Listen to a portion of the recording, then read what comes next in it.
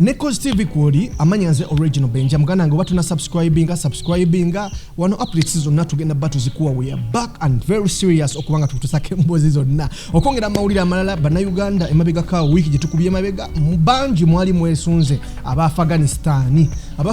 bano okubanga batuka mu ggwanga bawarabu bano bana Uganda bangi mwabesunga bamu bwansulawo bakyala bamwe abamu mwa kugamba relationship nyingi za breakinga olwokubandi aba Afghanistan bajja abakyala ne muva ku basajja bamwe ba Afghanistan bajja mu ggwanga ne bana Uganda basajja banaya ate bali abalefula nti bali single ba Mr bikoze bichi association ebikyabo besungira ddala Afghanistan bano nga wetokere Afghanistan 50 bayingire ggwanga